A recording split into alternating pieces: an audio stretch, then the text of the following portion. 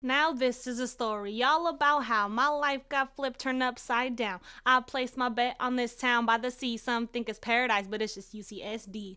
Trying to survive the quarter system is misery. Second weekend they already trying to test me. Eat plenty they said, but on Monday there's no me. About to spit some truth on this right here, B. The food might look good, but it tastes hella shitty. I'm telling you, man, it's the worst in the city. Sacrificing my health just to stay in school. Educating myself, no need to call me no fool. Deprive we of our own history. Fuck thee, I'ma learn about me. Staying up all night, so my essays are tight. Writing about Nicaragua, Mexico, El Salvador. Reclaiming our cultura, tradición y sudor. Soy la mestiza, irata sonrisa, mi vestido de Jalisco volando en la brisa. Chela, cause you took my indígena, my brown skin from me. With your hijack, well, I'ma take it right back. Study some made with their own minds and hands. Right here on the Kumeyaay Island, conjunto Nepantla.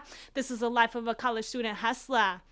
Got minus money in my bank account. Soup with chopsticks every day on my way to the hospital. About to get my blood count. Some may grumbling, and I'm tumbling. Heavy ass books in my backpack, and I'm stumbling. Got a stank face as my mica. Spending hella time in the biblioteca. Man, my wrist is shrekka. But you don't see me complaining, try to knock me down. And I sent tall with pride, baby. You looking at it all, I ain't got nothing to hide.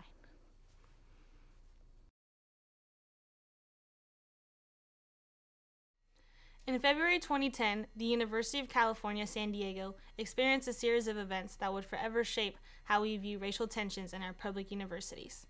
Referred to by Chancellor Fox as a dark day in the history of this university, the Compton Cookout is a subject that is now treaded lightly upon by UCSD staff and administration, and even forgotten by a large number of incoming students. But regardless of how it is addressed, the Compton Cookout and the protests that followed have surely shaped UC San Diego into what it is today. Hello, my name is Mireya, and we are in the studio today with Stephanie Calix and Ashley Drake. How are you two doing today? Good, thank I'm you. good. Good? Okay, let's get started. So you two are both undergraduates at our school, right? So could you explain to us, through your eyes, what the Compton Cookout was and what was your personal experience with the event? Okay. So the Compton Cookout started as a party. It was thrown by 4 individuals from different Greek organizations, but they were not. The party wasn't affiliated with the Greek organizations. It was thrown off campus at Regents, which is like a condominium right off of Regents Road. And the party was basically in honor of Compton Cookout, in honor of Black History Month, and it was titled Compton Cookout. And the most offensive part of it was a Facebook event, and the invitation of the Facebook event basically outlined the way in which people were supposed to come to the party. And for men, it was like dress in baggy clothes and FUBU and like basketball players and wear gold chains and be ghetto. And for women, it was like be uneducated and Like wear these certain type of earrings and wear weave and talk like this and bring watermelon and eat fried chicken and drink grape drink. And so people actually showed up to this event in blackface, which is historically known for being a very big racial thing that took place in our country. And so individuals showed up to the event in blackface and took pictures, posted them on Facebook. And the BSU got a hold of the event flyer, and that was the initial thing, and protested on Library Walk, because when you initially read it, like, It's really racist. it's really racist. It's blatantly racist. It's directed towards Black people. Black people, Black women especially. Sexist, definitely. Yeah, Sexist. And so that was the first event. After that event took place, the Black Student Union responded with protests on Library Walk. And the university basically took the easy way out of it and was like, it was an off-campus party with no affiliation to our school. We can't do anything about it.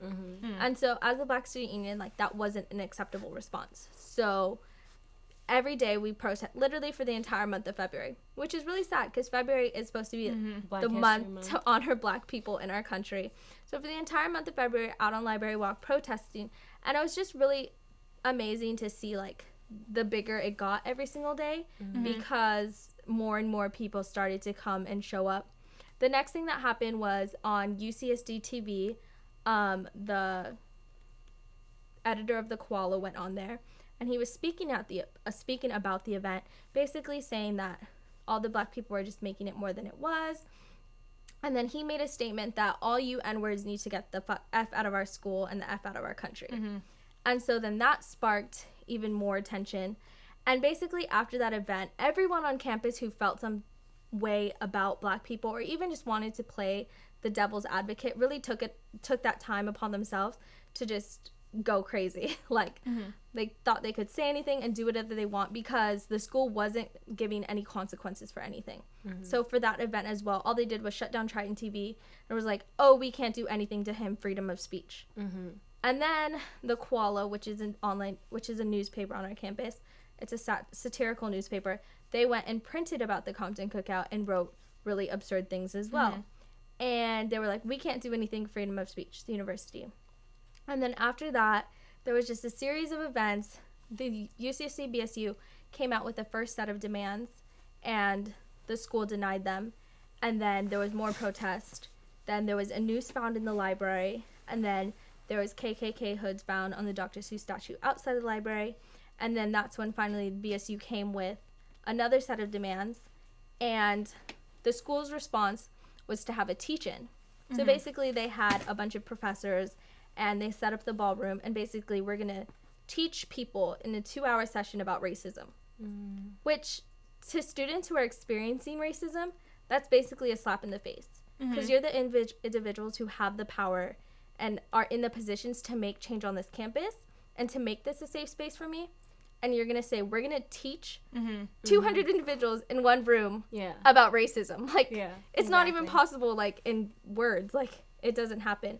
And so then BSU had their own teach out, and they took everyone outside to Triton Steps, and they did their own teach out, basically about how we as communities felt about everything going on. And then it was on March 4th, 2010, so basically about a month later, that the university finally accepted the demands. Okay. Yeah, that was a lot. That's fine. So, what do you feel about the university's response to the Compton Cookout and the demands of BSU and Mecha? Well, being here at that time, it wasn't like demands were put forward. The university said yes.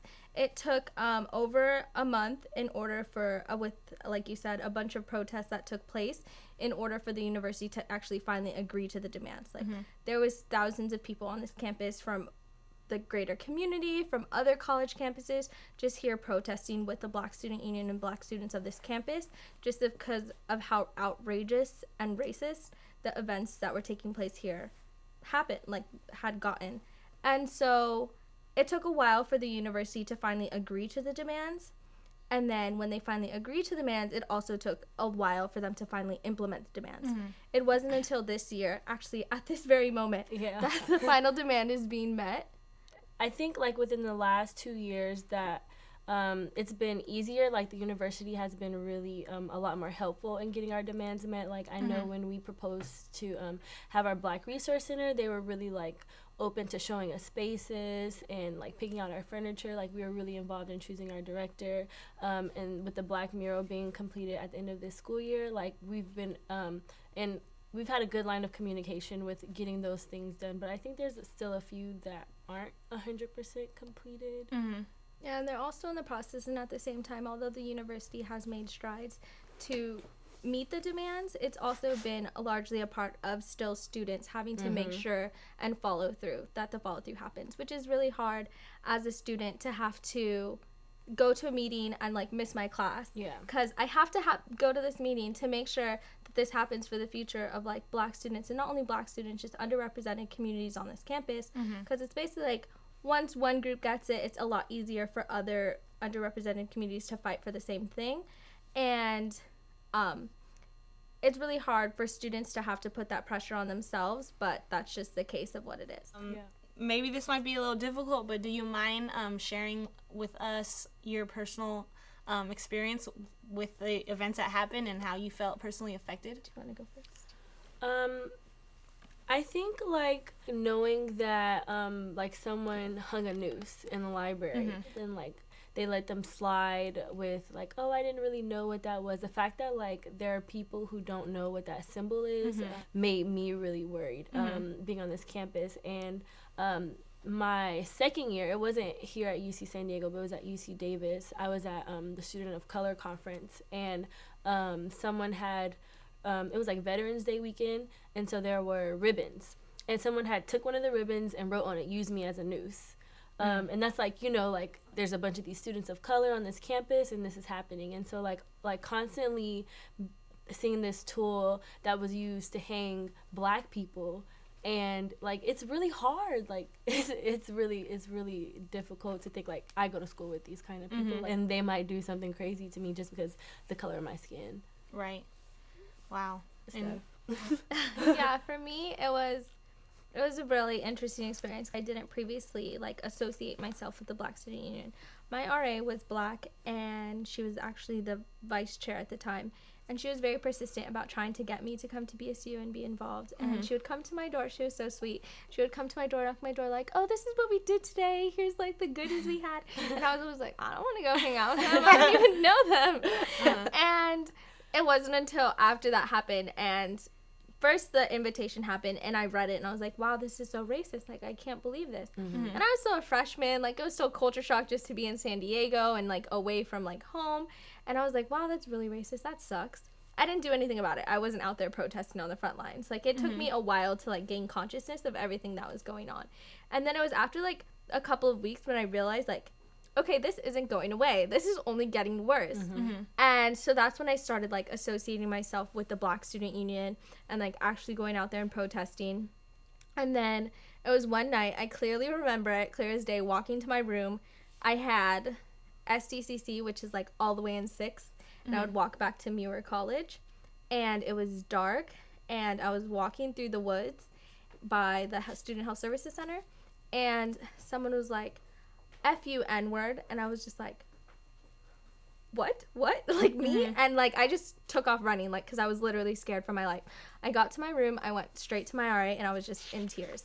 After that, like, it was just done. Like, I was out there, like, at that point it was my struggle too. I was like, okay, even if I don't see myself as only a Black woman, like, apparently that's what other people see me as. So then I was just out there protesting, and then it wasn't until the noose was hung, and I remember seeing the picture, and it was one of our friends, Grant White, who, like, was the first one to find it in the library, and he, like, sent the picture as a text first before it, like, went on Facebook and everything, and I got the picture of the text, and I just, like, felt like I was being, like, the noose was around my neck. Like, I felt like I was being strangled. I couldn't breathe.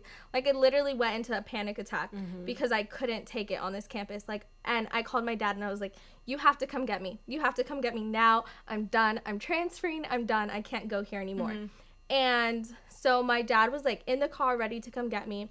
And then that's when my RA came, and she's really, like, a sister to me now because we've gotten so close. And she's like, don't leave. Like, just stay strong. Stay here. We're here for you. Like, don't leave. And so I didn't end up leaving, and I was out there every day with them, like, protesting. And it was really hard. Like, I remember crying every day. I don't even remember going to class. I had to take incompletes in my classes, because how are you supposed to go to class and sit in class and learn about something while I'm not even, like, welcomed on this campus? Right. While people are out here, like, literally not even talking about just me, but talking about my entire, like, race, an entire group of people, and telling them they're not welcome here at UCSD. Yeah. And your administration, like, the people who are supposed to be here and create a campus environment for you, are doing absolutely nothing about it. Like, and really just waiting to sweep it under the rug. Yeah. And honestly, if they were able to sweep it under the rug, I think they would have. Yeah. And I think that's what they're, like, even though we have these things, like, the Black Resource Center and the Chicano Legacy Mural, like, I don't feel like the university talks about it a lot. Like, I was in a class where the professor, like, spoke about it. It was a jazz class, and the professor spoke about it, and a lot of people in my class didn't know about it. And this is, like, 2 years ago. So this is 2 years after Compton Cookout happened. You know, people didn't know about it, and I feel like it's not something that the university tells our students about, and so they come in not knowing if they don't do their own research. Right. Yeah, and they really do try to hide it, like, but at that point in time, like, because there were so many people and it got so much national attention, like, it even got international attention, like, it was, like, in an Italian newspaper, like, about the racism here. It was on the Yahoo News, like, the top hits, and there was no way to hide at that point, so they basically got forced into doing something. And, like, I just remember the moment when, like, Chancellor Fox, like, came up on the mic and was like, oh, we accept your demands. And even though it was for publicity, and at that point, like, I honestly just remember feeling so relieved. Like, I was crying and hugging people, and I just knew there would be better days at that point, because at least now, even though they were forced for whatever reason, like now it felt like change can actually be made. Right. I think we can definitely all sympathize and empathize with your experience here at UCSD and your struggle after the event. Thank you so much for having the courage to share your stories with us. And thank you again. My name is Mireya. Thank you for listening.